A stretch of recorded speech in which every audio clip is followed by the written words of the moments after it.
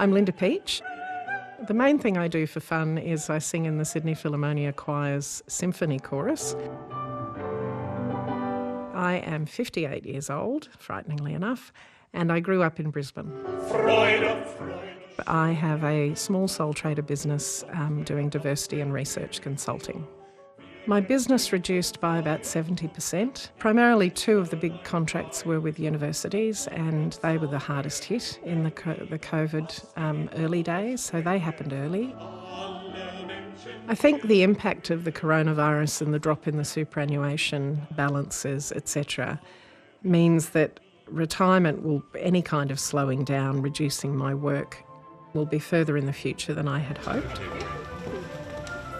I had a few doona days where I really didn't want to get up. The impact on my superannuation has been a loss of about 10% of my balance. I had seen about a $20,000 drop in my balance in that period of time. I took the $10,000 that was available for early access this year. Because I'm the age I am, I'm not going to really be able to recover that money.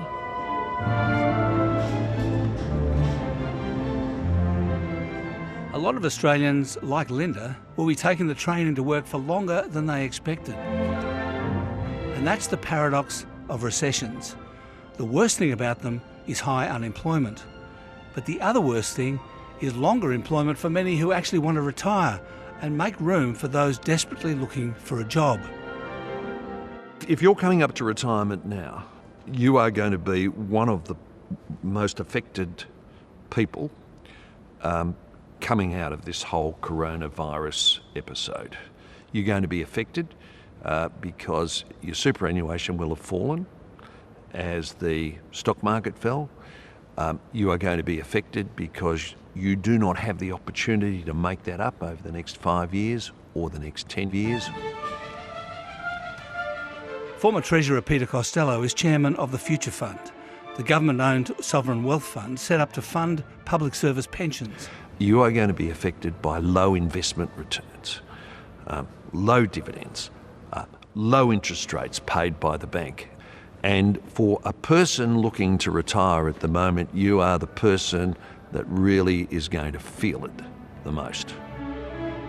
Marnie Baker is Managing Director of Bendigo and Adelaide Bank. They have 1.86 million customers in more than 500 communities across Australia.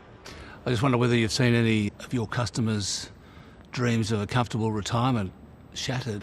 Yeah, retirees, it's tough for those that were just about to retire or who are retirees to start with, because a low interest rate environment, they're already not getting too much from their deposits, and then on top of that you see what's happening with companies and what that actually means to dividends, so they're getting a bit of a double whammy there. Are you paying dividends through it? Well, our dividend's not due until August, and our board will sit down at that point in time and make a decision. If the stock market doesn't fall anymore, super funds will have lost less than 10%, which is a great result, considering in the last recession the market fell 35%, and in the GFC it fell 50%, and that wasn't even technically a recession. Well, the deal is that while you're working, you invest for when you stop working. That can mean investing in the markets via a super fund, or for a lot of Australians, their business is their main form of super. And they've been harder hit due to the drop in the value of the assets. No matter what your nest egg looks like, soon-to-be retirees are affected across the board. Many say they'll have to keep working.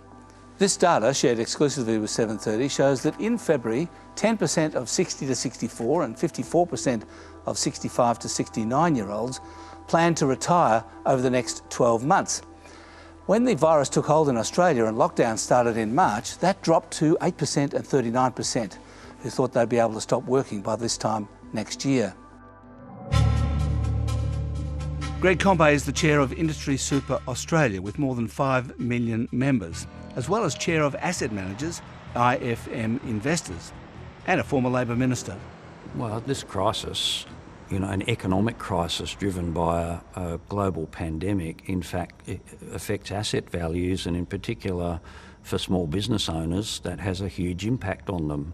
But it only also underscores how important it is that as we move through this period out of the immediate crisis management from the impact of COVID-19 into an economic recovery phase, we've got to focus on economic activity, stimulating productive investment, getting jobs going again, and economic activity that can have a significant impact in the small and medium-sized enterprise sector of the economy.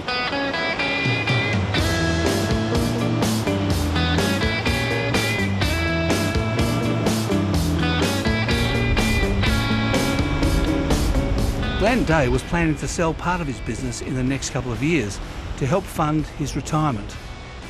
I was born and bred on the Gold Coast. I've been here all my life. I have 5 restaurants on the Gold Coast and I have a whole lot of problems. My businesses are pancakes and Mexican restaurants. Anyone who wakes up in the morning and says, I feel like a pancake, if they've lived on the Gold Coast, they immediately think of pancakes in paradise.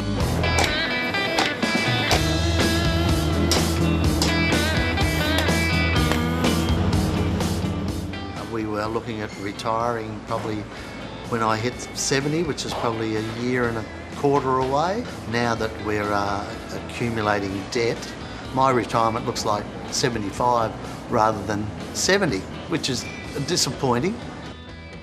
On the 22nd of March, when the Prime Minister announced that restaurants would close the next day, our restaurants became worth nothing. Straight away. No customers, you've got nothing to sell. We need tourists to survive. We have our own self-managed super fund. We have property and that goes up and down as well in good times and bad times. And if you've got to sell it off in a bad time, well, you're not going to get what it's worth. To keep afloat during this time, we've had to go to the banks, ask them to extend our overdrafts, which they have done, and also we've applied and received the $250,000 loan that the government guarantees half of. One of my greatest fears is the support of my family. We've been in these businesses for 33 years and they've supported us really well. And with the coronavirus, that's just knocked us back miles. And my family is the most important thing to me in life. And now I've got emotional there. Sorry. Go down and look for some shells. Hey, look at that. Yeah. Hey, it's a really nice day. What we were hoping to do in our retirement is definitely spend a lot more time with our grandkids. Just in love with them. No shells yet, Grace, is there? Oh, wow. Thanks, Gus, and thanks, Grace. We've had the bushfires and we don't get too many people coming up while they were on. And of course there was the floods. And now we've hit the worst trough I've ever known in my life, and that is the coronavirus.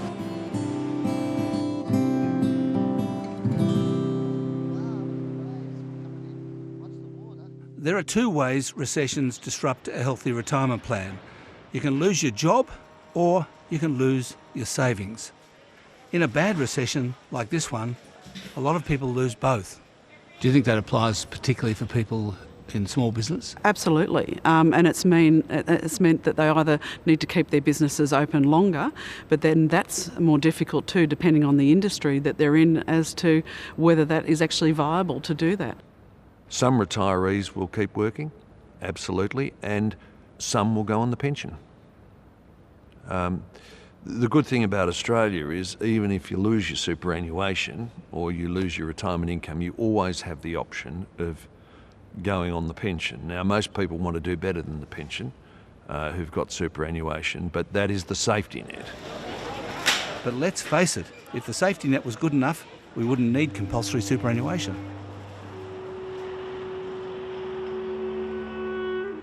Professor Ross Garnaut, who has been crunching the numbers on coronavirus and the economy, believes we can't lose sight of how those at the other end of their working lives have been affected too. There's no doubt that the people who've been damaged most are young people, people in insecure employment, people who don't yet own their own houses, and people approaching retirement have taken a hit, have taken pain, but they're not looking at what's happening around them if they think they've taken more than others. This data, shared exclusively with 730, shows that 26 to 30-year-olds have also been the most reliant on the coronavirus early access to super scheme. Back in Sydney, Linda Peach knows that in some ways she is one of the lucky ones. She worries about other women her age who may have had even less super to begin with. It does worry me that there are so many women out there who are coming up to their late 50s, who have much less superannuation, who have worked for less time in their lives, and who may not have access to means to keep some level of income stream happening. Look, there are inequalities in our superannuation savings system, and it does impact women in particular because of women being more concentrated in lower paid occupations and obviously oftentimes working part-time and raising children, spending times out of the workforce, and that does impact the level of their superannuation savings. That's one of the things that the superannuation system needs to address, and so in circumstances like this, there's a disproportionate impact on people who are suffering on some of the inequalities of the superannuation savings system. In one sentence, do I know what the future holds? No. But I don't think it's necessarily going to be brilliant.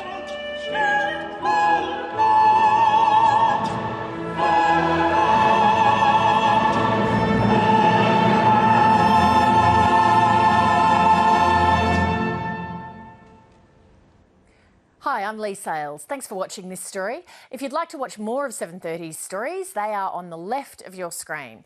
And tap on the button below to subscribe and get the latest from ABC News.